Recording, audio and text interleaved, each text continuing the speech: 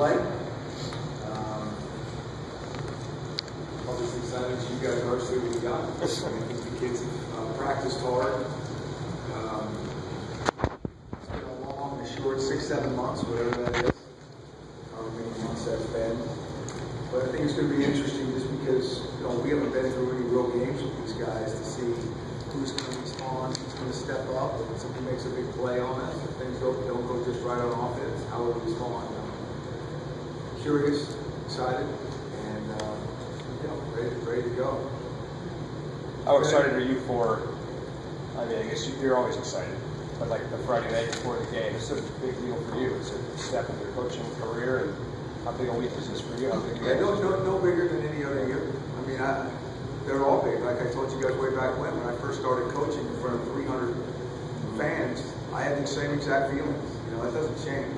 You're competitive. You want to be your best for your guys. It doesn't matter what stage you're on, where you're at. I mean, my focus never changes on that. Coach, given this is the first run out of the tunnel and there's going to be nerves, excitement, and everything, what are you looking to see in maybe the first 5 minutes, or what would you like to see from your guys? How important is it? Yeah, it's going to, on both sides. I think that's part of the battle is getting guys to calm down.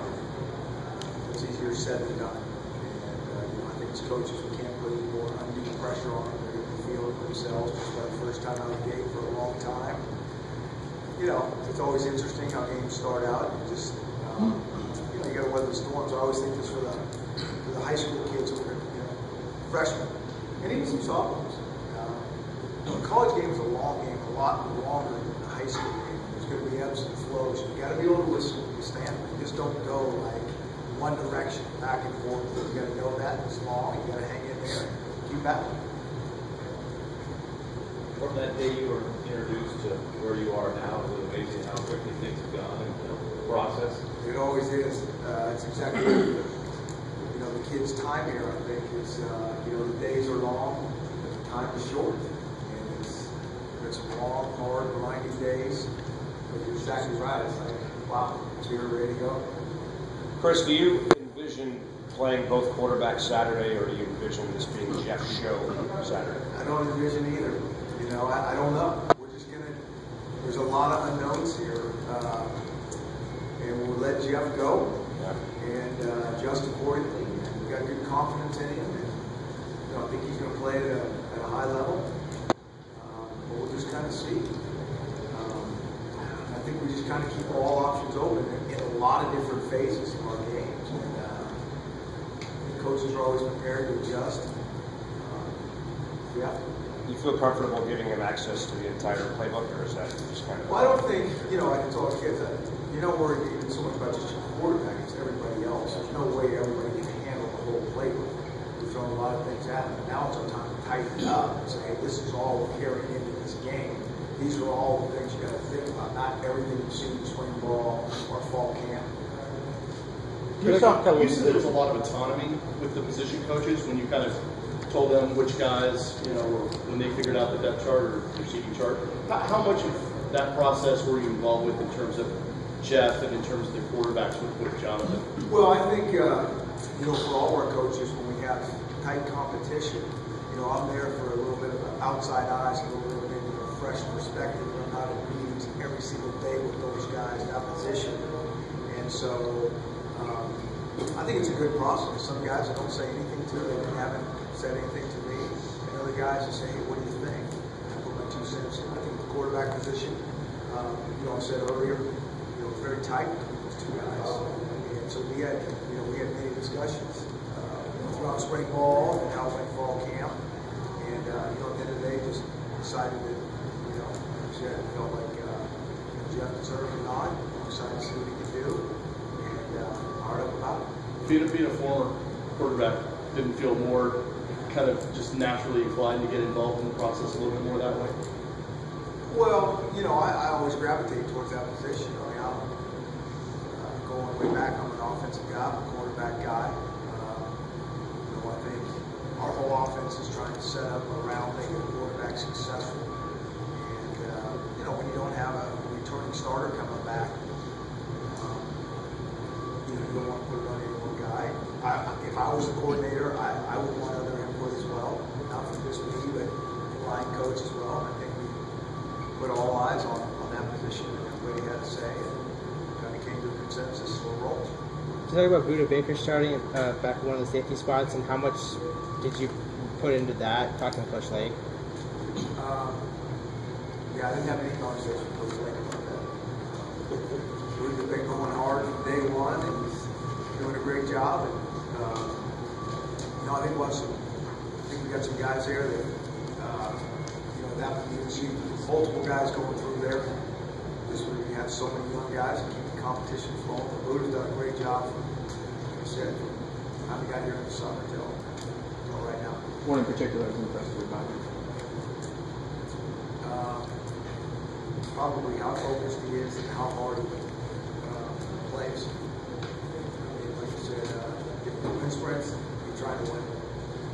7-on-7 looks like a game wrap.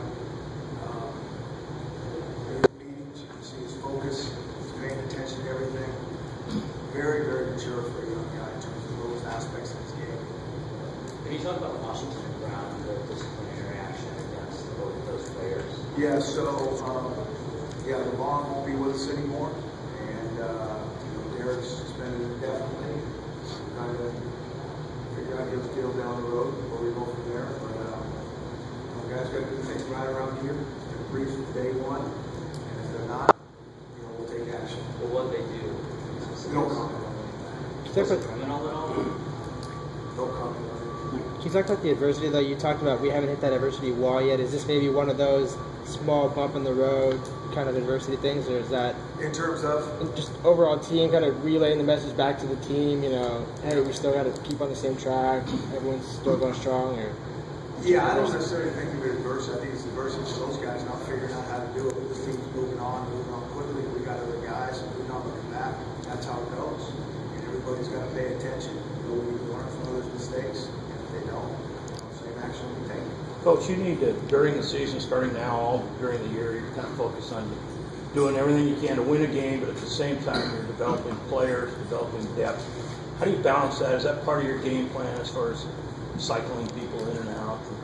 Well, there's no question that we need to develop really good depth. I keep going back. I really wish that we had a 5-year eligibility rule. I really do. I just think it'd be good for the game, good for the kids, good for everything. So what I mean there is, there's no real red shirt. You don't have to worry about that. And as depth changes throughout the years, it keeps kids focused, engaged. You don't have to worry about running the kids here really late because we know we're going to need it. We're going to play a lot of freshmen. And we know that going in right now. And so who knows how the season goes in terms of injuries and those things. Everybody gets guys dinged up and loses guys. And then you have one of those seasons where it's really not good. That's when you start talking about being friendly with the student athlete. All of a sudden you got to play a kid who sat on the bench for a long time and don't really want to do that, but you have to do it for the health of your team. Missing Williamson had said he hoped to be 100% by this game. Yeah. Where are you seeing him at, and how much do you think he'll be able to do? Well, I think he's going to play. I know he's going to play. There's no question. He'll be in. I don't think he's 100%, but I think he can go. And I think part of it is just him getting in the game. He's going to have to go full speed. I think we've done some scrimmage situations. He's looked better. Doesn't think about it as much. He goes. And, it's going to be a work in progress throughout the season. Coach, how much progress has Tyler Miles made? We talked about earlier in how far back he was. Is he now caught up? Or? Yeah. I think Siler's done a really good job. I've been impressed with him in terms of not having anything in spring, where he is mentally, and really how he kind of runs the show out there when he does get out there. I was very surprised at that. He do a lot more than I thought he would. Now, part of that is we've got a lot, as many things the same terminology-wise as we can, but he also has had a pretty good memory in terms of recalling certain things. And, we used this before in this game. Not all players can do that. I think that's kind of a sign or characteristic of one of those minds that really things stick in terms of this position. Chris, several of your players have talked about the difference now. Lots less screaming, yelling, more sincere conversation between staff and the players. Is that something you've always done, or is it something you've adapted to as players have changed? Well, I think, I think players, I know this when I was a player. You don't need to scream and yell at those guys all the time to get their attention. In fact, you can be calm most of the time, and just by the way you look at them or the tone of your voice can have the exact same effect. Now, I'm not saying we don't get loud and frustrated at times, but I think we're always trying to communicate to these guys in a positive way, and that's really what we want to do. I mean, one of the things that I want these kids to do when we go play is to cut it loose and play fast. And if they make a mistake, they know that's not just on them, that's on us as coaches as well. We'll go back and practice and fix this. And I want them to have fun, and I want them to take chances. And I think that a lot of that goes to the style of the way we'll coach them. What do you see on film from Hawaii? Well, it's a little bit hard to know because they have a brand new defensive coordinator. It's going to be a completely different scheme. And then they changed their offense as well. So you're looking at some players, and so it's hard to not get caught up in their scheme. You're looking at their tape, which we don't feel is going to be the same. First games, who knows? I think it's those first 3 games, there's a lot of uncertainty. Everybody's going to have their new ankles. So they're saying for first game, second game, third game. But I think Norm Chow, let's not forget that guy's a phenomenal coach. It's more than to have success in the program. It's more than just coaching, it's administration, it's support, it's all those things. And so I know some of those coaches on the staff too. And this is a league year, and we'll have those guys ready to roll. I know that. Who do you go with the kicker on Saturday? You mentioned 2 guys. Well, what do we got in the depth chart here? It looks like Cameron's done a good job with some place kicking things. I think he's done a good job kicking off as well. We want to get Tristan in there to help us with some, so Cam's leg doesn't get too weary. Corey Durkee's done a nice job running. Those guys have done a pretty good job. I think it'll be interesting when we get off the driving range and see what they got. So the first field goal crack, you don't know yet who takes that crack or? No, Cameron will get Cameron, that. okay. Yeah. Having done it before with Boise, what did you learn about making that trip over to the island and not getting on the construction? Yeah, it's hard. It's such a long plane ride. You get on both ends here because it's such a long plane ride. You're extremely excited to get off that plane. You get that nice ocean air. It just feels like vacation. So it's very easy to lose that kind of edge. You're not really into how it's going to be, how it's going to feel. So I think that's the first thing. And then you play the game, and a little bit of time change. Certainly the weather's different. There's usually a little bit more humidity. Sometimes some rain. There's always some sort of wind. It's not as hot as heck. So we get it all. And after the game, we got to get back on that plane. We're back here about 8:30 in the morning. Get ready for the next week. So there's nothing easy about this trip at all. I think wow, great. No question. You talk about the veteran leadership on the offensive line. You got the question marks at quarterback going through fall camp. You always had that solid offensive line. How key is that going to be for the first game, and then obviously moving forward with kind of the uncertainty still at quarterback? Jeff Foster doesn't. How important is that? Yeah, I think we're talking about 2 different things. You're talking about the O-line playing well. You're talking about the O-line being leaders. Both. Okay, so I think that they need to play well. We need to be able to run the ball. I think most teams want to be able to do that. We've been around a lot, and so I think that'll take a lot of pressure off the quarterback to do some of those things. Secondly, we'll see what kind of leaders they are. Again, I haven't been with these guys in those really adverse situations, and so we'll see. That's where our eyes are wide open as coaches. Where we're going to have to go back to and readdress and make progress there. It was about what Dwayne Washington did this last month in the spring. Yeah, he's done a real nice job. I will say this at that running back position. I do think it's a little bit of a seeding chart. We're going to play them all, and it may not be all. It may be all in the first quarter, and it may be not all in play this game. We'll just have to see how it goes. So I want to make that clear. But I think that he's done some really nice things. He's an explosive player, very fast when he gets some space, and so, Coach Bowman decided to be the guy to kind of get the nod to start it. And I think all those guys will run. I thought we've seen from Marcus Peters this hope a guy that's played as much as he plays to really be the anchor back there, be solid. That's a guy that we don't have to worry about. He make plays, and he's had a lot of hype. I mean, a lot of hype, and we'll see if he can live up to it. He's done a nice job in fall camp, but he will be tested now. If he can live up to that hype, that's going to help our secondary tremendously. Your running back. Practice on Saturday. Any health concerns on anybody on here? No, what you see is what you get. We really had a relatively good fall camp in terms of that stuff. We've been very, very blessed. We can continue with that. Just some minor things, but we've been good there. Talk about Corey Littleton. He's not in the two deeps. Can you just talk about Corey Littleton? Yeah. What he's not in the two deeps. What have you seen out of him? I guess, and what's his kind of slip? No, he is one of those guys that's been a little bit banged up, but nothing serious. He's maybe missed a day or two, kind of been in and out different times. I think he's making good progress. He's a guy that I'm anxious to see him go, because you go up and put the tape on from last year. He's a guy that not a lot of people talk about, but I kind of saw him making a lot of plays, so I'm excited about him. But for you personally, at this point, have you, coming from Boise to here to Washington, do you feel settled in, or are you just, how different is the perspective being at Washington as opposed to Boise now? It's not different like being in Washington. It's just being in a new place, and so getting through, all the things that we spoke about, from stretching, pregame and warm up, and is there music in the locker room before? All these little things seem to derail the kids when it's not exactly the same. We know that. And so we've gone through this process of, yes, this is the same, yes, this has changed. It's really not a big deal if the music's not on 3 minutes before. We're used to it when we're warming up on this side of the field opposed to that. And so we're working through some of those things. For me, it's fall camp. It's the process. It's the same.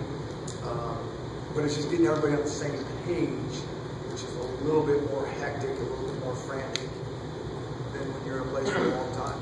Where are you at in that regard? I mean, do you almost expect some confusion at some points in time on Saturday? Oh, there's no question. Yeah. It wouldn't matter if you're there, at a place for a long time. Yeah. You're going to have some stuff that's like, are you kidding me? How does that happen? You already know that's coming. So there's no doubt. You got 4 running backs you're going to use, various levels. Talk about the different attributes they bring as far as pass catching, blocking, inside, outside speed, things like that. Like I keep saying, some of that's still to be determined, because I think you got to see it in live situations. Who's going to break tackles the best? Who actually catches the ball most consistently? Who has the best feel for finding holes? I think that I think Dwayne might be the fastest, the most explosive. I think that LeVon he'll be very interesting. He's kind of a physical, hard-nosed type runner. I think Coop and Jesse Collier, those guys are kind of slithering type guys who kind of feel things and kind of use their blocks fairly well. That's kind of my impression early on before really seeing them in the heat of the battle for an extended period of time. So I think it's a good mix. It's a good blend. Glad we have them all. I'm excited to see those guys go. I do. And then we talk about our old line, and those guys we need those guys to step up. We can block the play as clean as possible. And that's okay. We got 4 yards. That's how it is. We got 2 extra players. We got a quarterback and a ball carrier that comes to the ball. So you're going to have to run through some things. And that's what we're anxious to see. The emphasis a year ago here was ramping up the tempo and trying to get that offensive lock speed. I think you guys did that a little bit at Boise too. Do you have a target number in terms of plays that you want to run in this game, particularly the games going forward, or what's that in general going to look like? Yeah, we don't have a number. We do not have a number, because we've been in games where we've gotten ahead and we're trying to slow the game. Speed the game up, run less plays, and use clock. So we haven't really got hung up on, hey, this is a good number for us. And I think the research even shows when you're running an extremely large amount of plays, it's usually not the best for your defense overall when you look at some of these. And so we want to change that. Chris, you mentioned his focus and all that. How unique is that for a freshman to have that kind of attention to detail goes. You know, I think this is what Coach Garntroff and all the guys over there, they'll be so excited about Willie because he's a really good athlete. But he brings all these special intangibles to the table. I think that's when any coach really gets excited about a guy. Yeah, good player. And we see a lot of good players. I think when coaches start getting so excited about a guy, it's when they bring all these awesome intangibles. A really good person. They treat the teammates well. They're so locked in. They can practice. I mean, it's all the things you talk about. It's like if you can get the rest of the guys like this, you have something special. And the time that he's been here, you know, I've been like that. I don't want to, put too much on his plate. You know, it's gonna be hard. This is, college football at a different speed, but he's done a great job since he's been here. And then what kind of role does he play on special teams? Or does that kind of come after? He can be on all. He can start on all four. But we got to be smart with him, and he's going to start on a couple. Coach, what have you told your players, or what will you tell them about why this game is important, or starting this game one, what the major focus is? I always think this: if I have to tell them why this game is important, especially in the first game, we gave a fire-up speech in the locker room, we're in trouble. So I guess some other things to tell them, but not that. And I really feel like that. If we gotta, tell them why this, and all this work that we've done all year long, the first game, all these things. To me, it's almost like if they don't get that, we don't play well, we don't win the game. It's not because of that, because we're not taking care of some of these things we've been harping on all year long. We don't have some of these other fundamentals taken care of. What's your Friday night speech like? Are you a fiery guy? You start smacking on the walls and getting all jacked up? Sometimes. I like to talk. I always talk to them about too. They haven't seen this yet, but I've told them what's coming. I always talk to them something about life in general. Doesn't have anything to do with football. It might tie in, but it's usually about life. And then I'll usually talk to them about what I think the keys to the game are. And if it's anything that's surprising, and we haven't done our job as coaches, they should go, yeah, I know that. And we're all locked in, and away we go. Sometimes it's emotional, sometimes it's not. Just kind of feel it as we go. Any scholarship decisions you walk on to will that wait until? No, we do. We have two. Brian Clay has been put on scholarship. Drew Schultz has been put on scholarship. Two kids that have done everything right, worked their tail off on weight rooms, loved them. I think the guys in our locker room really love those kids. And it's always a good day when we can take care of guys who deserve to be on. There's probably a couple other guys that deserve to be on right now. And, we don't have scholarships for them. Hopefully down the road we will. All right. How are you going to measure Jeff in his game? What's the most important criteria for him in game one? I think kind of maybe why we selected him is just to maybe stay within yourself. You don't have to go out and win this game by yourself. We don't need a bunch of critical errors. Everybody's not going to play perfect, we get that. But we got to minimize the critical errors. And, I think there's enough guys around him who can make plays. And if it's just, he's the distributor and takes the easy money, make his life a lot easier. Thanks, everybody. Thank you.